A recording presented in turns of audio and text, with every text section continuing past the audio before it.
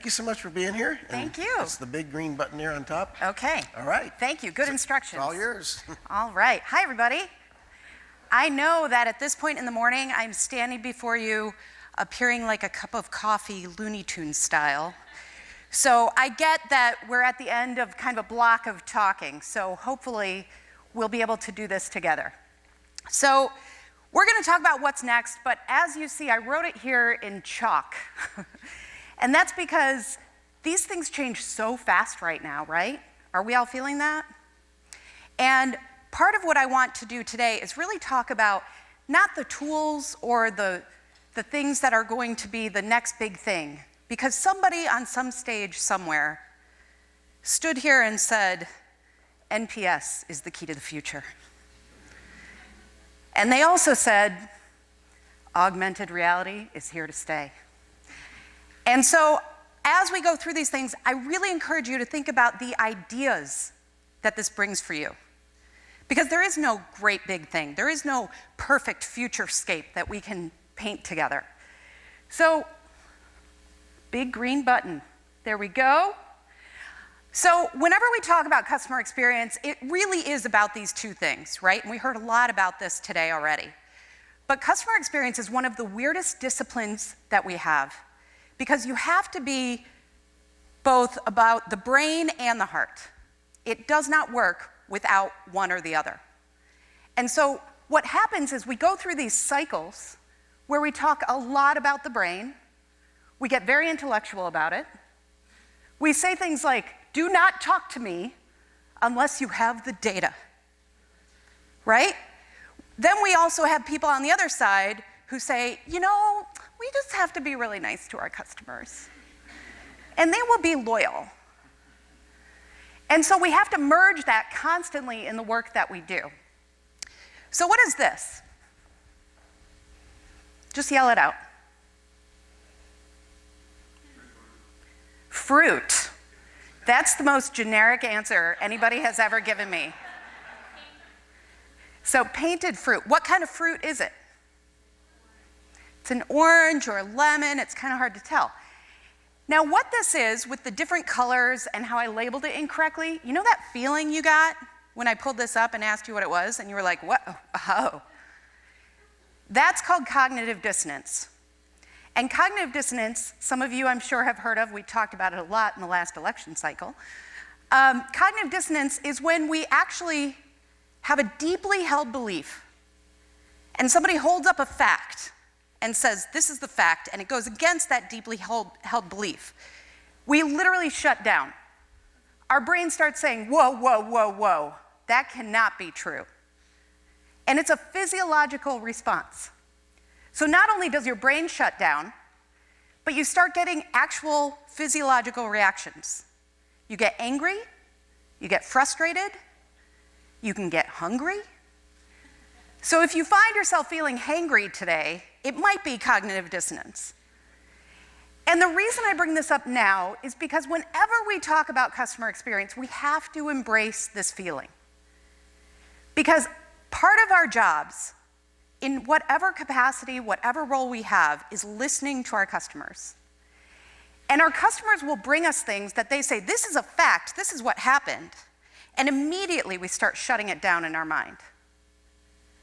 If somebody calls and says, you know, Sally in billing was quite rude to me, we think, oh, I go to lunch with Sally every day. She's a really nice person. That can't be true. And that's a very simple example, but we do this all the time. So when we're talking about the future, when we're talking about innovating on behalf of our customers, we have to kind of embrace that this is going to happen. So if you're aware of it, you can do things about it. Because as we've heard today, it's all about the brain, right? It's all about experience is everything. It's perception. It's all of these things. And it's getting harder because we've got cognitive dissonance. 95% or more of our decision-making is unconscious. They're peeling the layers of that onion right now, and it is fascinating, but it is scary. Because basically, we're just meat suits walking around, having no idea why we make the decisions we make. The The other thing that happens is emotion is 50% of the experience. New research says it could be 70 to 80%. 70 to 80% is happening from your emotions, which we've already acknowledged are kind of based on nothing. The other thing that happens is it takes 12 positive experiences to overcome one negative one. Guess what, folks? Generation Z, 22 experiences to overcome the negative. We are raising cynical children. And then we've got this part of our brain called the amygdala, and it spends 2/3 of its energy looking for negative stimuli. And I'm not a brain scientist, but we have a few here, so ask them about this. But one of the things that happens is even when we're really trying to be positive, we are looking for the negative stimuli. So what this means is that if we are walking through thinking of we're not believing our customers, we're looking for the negative stimuli, well, guess what? What are they doing? They're not believing us, and they're looking for the negative stimuli as well. And as an example of this, I travel a lot, and I was telling my friend, I'm usually a pretty positive person, but when I'm in an airport, isn't it weird how everybody else is slow and in my way? And they're stupid. And she said, give everybody a mental compliment. Just try it as an experiment. It'll make you feel better. I was like, okay, I'm gonna try this. And O'Hare is my home airport. Yes, feel sorry for me, that's good. And I was walking through and I was experimenting. And I was walking past people thinking, I really like your blouse. That's awesome. I like the cut of your jib. What fantastic luggage you have. And then I have one of these in front of me, pulling the big rolly with about 18 shopping bags on the other side, and I could not get past her. And I took a deep breath, and I looked at her, and I thought, nope, hate your hair, hate your outfit, hate your... And that's when I was trying. And so this is what we're up against when we talk about customer experience. We're up against our own brains and the brains of our customers. And finally, our viewpoint is critical. And I love customer experience people, and I work with clients all over the world, and one of the things they always do is say, we have to walk in our customers' shoes. I love that idea. It's so much harder than we give it credit for. Because our viewpoint is our viewpoint. Right now, I'm looking at you, I cannot see what you're seeing. That is just a fact. So we can work really hard to understand our customers in new and amazing ways, with brain science, with neuromarketing, with all of that cool stuff. But we have to connect to the humanity of the situation. We have to remember that there are certain things that we just have to figure out together. So as we talk about customer experience, this is one of my favorite formulas. There are different formulas out there. Perception minus expectation times emotion. And that multiplier of emotion, we often forget to talk about when we're designing surveys or when we're talking about the next greatest innovation on behalf of our customers. So as we talk about the future, remember that this is all tied together. But of course, we all know this is worth it. This work is worth it because customer experience absolutely means growth. Just in the past year, experience-driven businesses increased revenue 1.4 times faster. They also were able to increase their customer lifetime value 1.6 times more. So if you're not focused on experience, you're missing out. If you are focused on experience, it's hard work, and we have to acknowledge that. So we've talked a lot about automation and robots and chatbots and AI and all this fun stuff. I'm a huge believer in this. I am not in the camp that is terrified of this. I have just accepted our robot overlords for who they are. Because you know what? Alexa makes my life a little easier, so I'm willing to give information. And a lot of us are in this camp. Even if we claim we're scared of it, we're still divulging all sorts of information to things that make our lives easier. But what we have to remember is that we have to work in tandem. because automation is often seen as this glorious place where no humans are involved. But at the end of the day, if we don't have somebody looking another human in the eye and understanding what's going on, it's not going to work. It has to be this wonderful mix of machine and humanity. Now, well, that's fun. Automation, or I'm not sure how to say that when it's got that weird break, so I apologize for that. Automation is exciting, right? We get really excited about this stuff. And we do things like we have these meetings where we see something that works and we're like, oh my God, that's amazing. Think of all the time that's going to save me. 95% of the leaders of customer service agree that, you know what? It's really important to understand a customer's history. That's a really important part of customer experience. Because when we're serving them, and this has happened to all of us as customers, we don't want to talk to 8 people and say the same thing.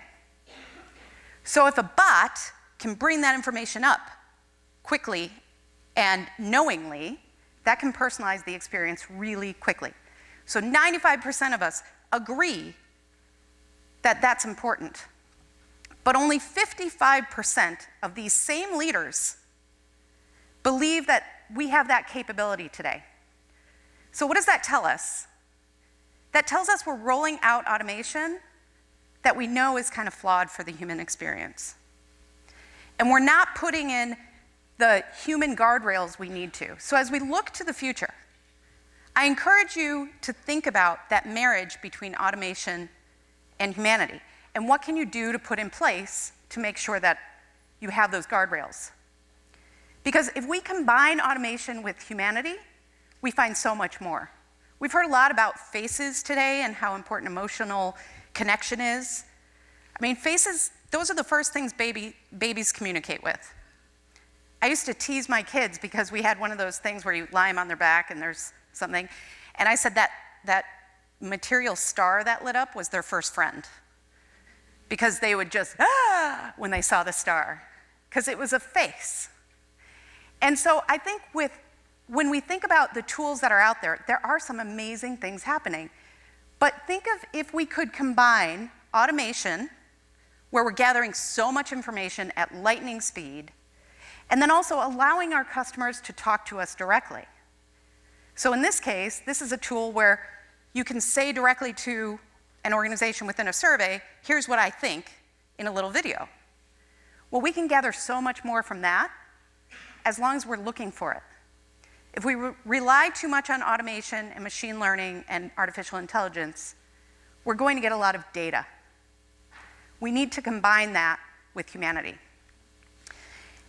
And emotions are not just happy, neutral, or sad. I know, some of you are like, what? But we know this inherently, and yet we design a lot around the simplest form of emotions that we can think of. And if we're really looking at how do we deliver on emotions, we have to understand that we don't get ourselves. So if I say to you, I'm fine, how much information does that really give you? So as we design things around emotions for our customers, we have to really tap into this idea that emotions are complex and nuanced. This is from an MIT patent where they were really looking at how can they understand people's facial expressions from an emotional perspective. And when they compared that to what people were actually saying, it was pretty dramatic. And I know that, have you ever, I'm a parent, you'll hear me talk about my kids, and have you ever had that school picture come back and be like, really, that smile? That's what you did? Or is that just me? Am I like the meanest parent in the room? Because somebody said smile, and the kid doesn't know necessarily how to do that without looking like the Joker or, completely sarcastic. And because they haven't yet kind of learned that skill, if you have a good photographer and they say like something that makes them laugh, that's when you get that really great picture. And that's because you're connecting to emotions that they're not necessarily aware of. So the more that we can connect this automation with humanity, the more we can tap into those emotions. Speaking of kids, This is my older son. I've got 2 sons.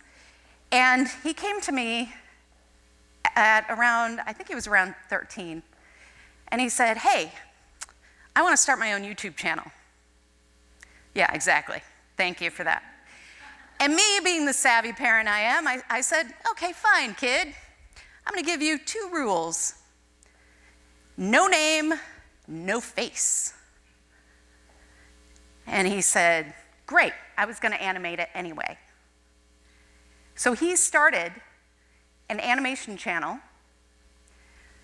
was very good about protecting his identity. Suddenly he had 1,700 followers. And I didn't know much about this world, so I started looking at, who do you follow? First of all, how do you know how to do these things? And he said, oh, I learned through tutorials. He's basically teaching himself. He's very into the technology aspect of how this all works. He literally has to send me Amazon links for what he wants for his birthday now, because I have never heard of these things, and they're like to record, or they're certain core, I don't know. Ask him. Anyway, he came to me at the beginning of freshman year of high school and said, I want to go to VidCon. Has anyone here heard of VidCon? A few people? Yes, I was over 35 at the time, so I had never heard of it. And he said, you know, I want to go to this thing. It's where all the YouTube creators and fans and everybody get together and they have sessions. And it's the 10th year, believe it or not. It was started by the Green brothers, John and Dan Green. I believe John Green is now a young adult author. He wrote like Fault of Your Stars and all that. But they were the ones who put this together 10 years ago. Then Viacom actually bought it. It's a big deal. 30,000 people come to Anaheim, California every year for this event. And I looked into it and I said, well, I don't know, buddy. That's like that's not a weekend trip for us, right? So then he came to me with a proposal. And it said, if I get these grades and I raise this much money, and he had done his research on travel, so he had a whole plan of expenses for airfare, where we're staying, the whole thing. And I looked at it and I said, okay, so Mama doesn't stay in hotels like that anymore, so I will kick in a little bit more.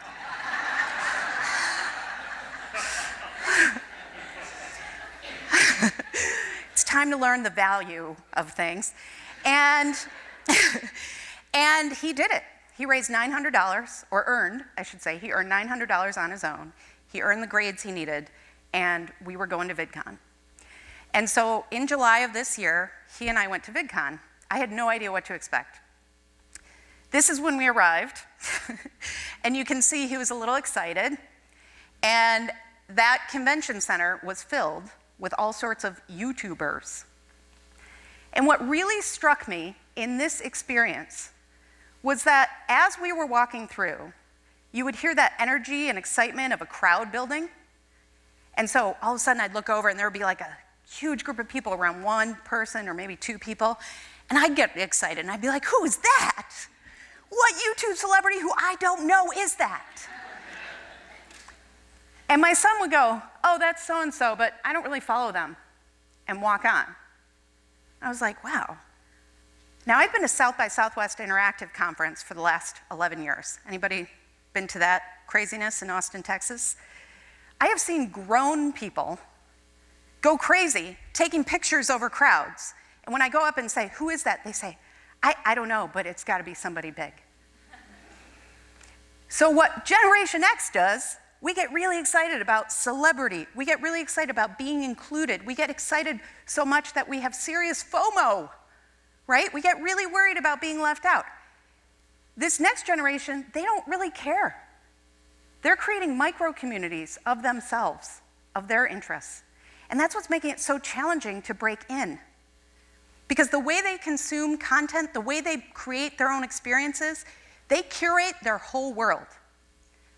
And micro-communities are starting to pop up in marketing. We're hearing a lot about niche marketing that way. We have to think about this as customer experience people. How will we create micro-communities for our customers where they don't care about what they're missing out on from our competitors or the rest of the marketplace? How can we create significant micro-communities? And the key is with other people in those communities. So we have to start thinking about, instead of the masses, who are our most important small groups that we can build out. It's like taking what happened several years ago with social media communities up a level. So the other thing is this your customer? We tend to think our customers are like waiting for our products. And when we design things, we're often like, oh, no. So I consult and I go around, and when I talk to clients, I hear two things over and over and over. One is, our customers really do love us. And the reason they love us? Our people. I hear that almost universally. We all think we're kind of special. We all think that our customers love us just because they love us. But they love us until they don't. They love us until the disruptor comes around and they go, oh, that looks much better. They love us until it doesn't make sense to go to Borders Books anymore. Or Blockbuster, all these things, because there are better options. So don't fall in love with the idea that your customers love you. Instead, think about this guy. Think about your worst customer on their worst day and design for them. Design for them, because guess what? Your worst customers are getting worser. Right? They are looking for all of that negative stimuli. They are absolutely comfortable not only complaining to you, but complaining to the world about you. And it's going to take 22 positive experiences to overcome one negative one. So we have to look at how can we not only design great experiences, how can we design experiences that won't create bad experiences? And that sounds so simple. But again, we've got our viewpoint to deal with. This poor rhino, he keeps painting landscapes and he's not sure why his always have a peak in them. But guess what? We're all the rhino. We are all the rhino. And we have to remember that moving forward. Because again, emotion is everything. And I want to share with you how we typically kind of look at this right now. When we talk about designing experiences, a lot of times we talk about journey mapping and service blueprinting, both of which I'm huge fans of. I think they're very, very valuable. This is a micro map example. And this is where we have something and we say, we're going to offer X, Y, Z, or we're going to improve our service culture this way, or we're going to roll something out. And we zero in on this one part of the experience. Well, the way we design things now, we kind of say things like, oh, the customer receives an upgrade code. Then what? Then they have trouble validating, but we're here to help. So the customer calls our dedicated tech support number for assistance, and the call volume is high, but there's cool music playing. The tech support is friendly and quick to solve the issue. The agent offers, may I help with anything? No, not at all.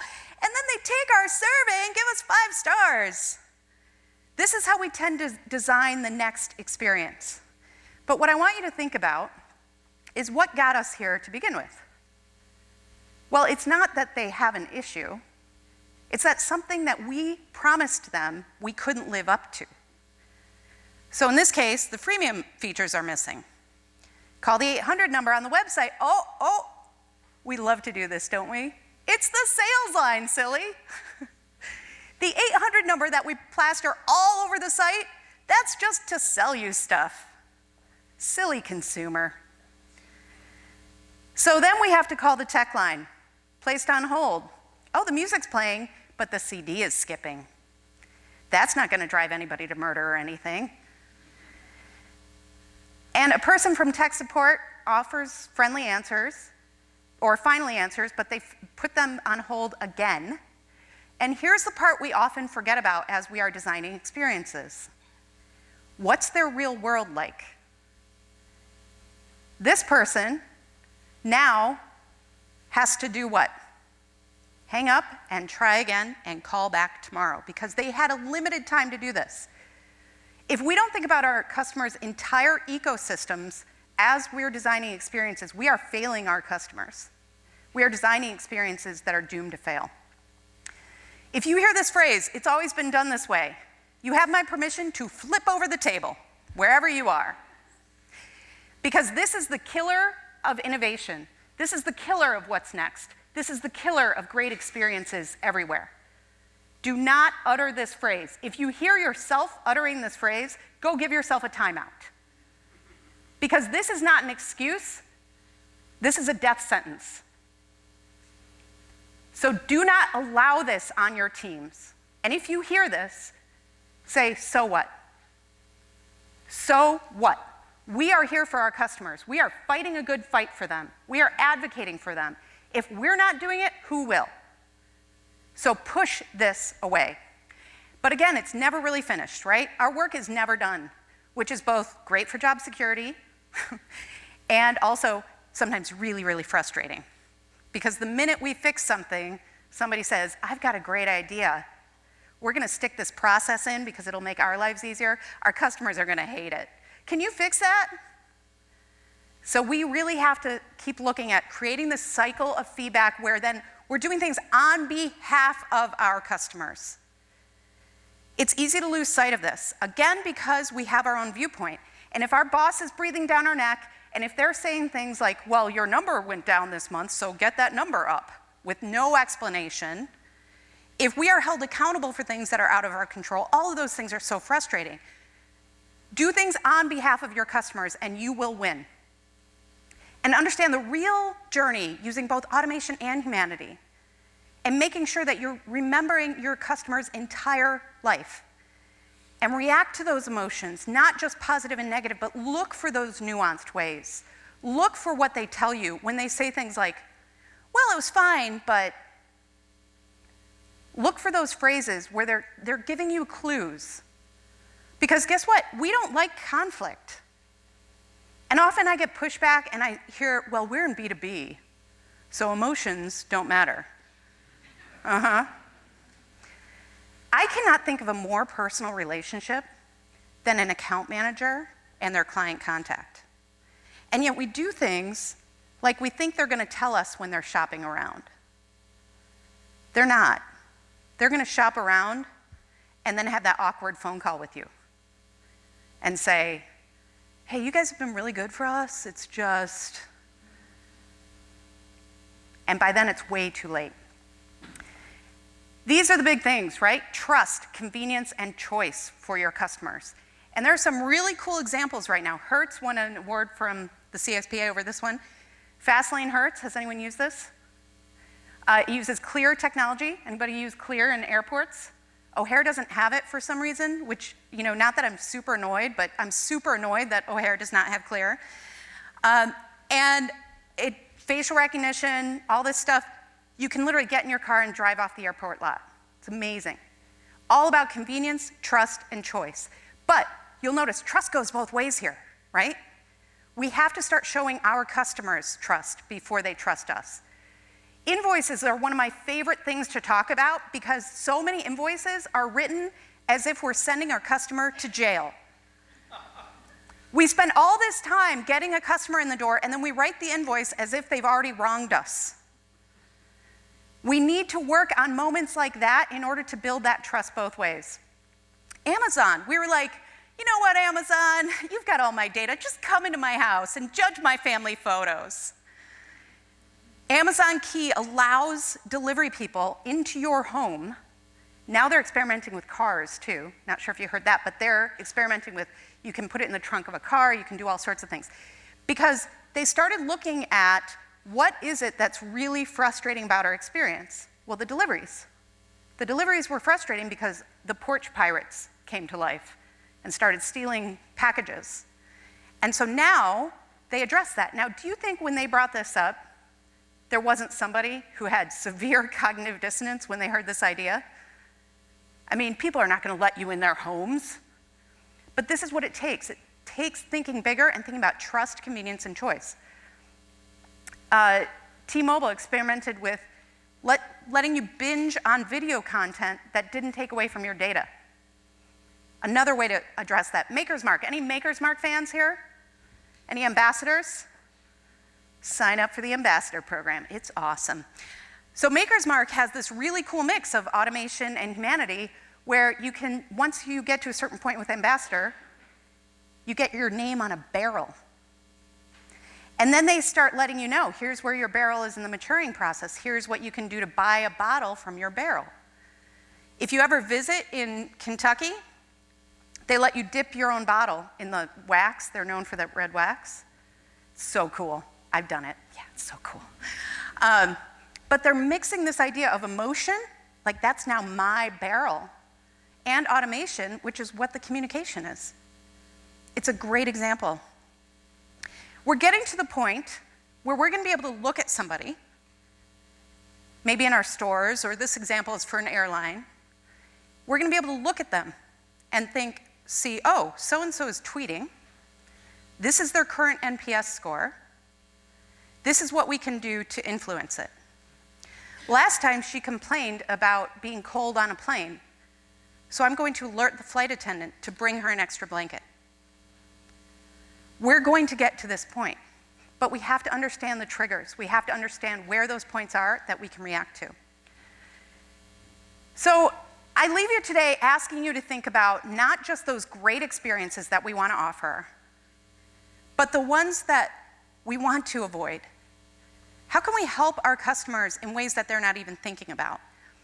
And I always leave audiences with my personal mission and the mission of my company. Because when I started this company 10 years ago, 11 years ago now, somebody said, okay, this is weird, but why are you so passionate about this? She's like, go help animals or something. I'm not friends with her anymore.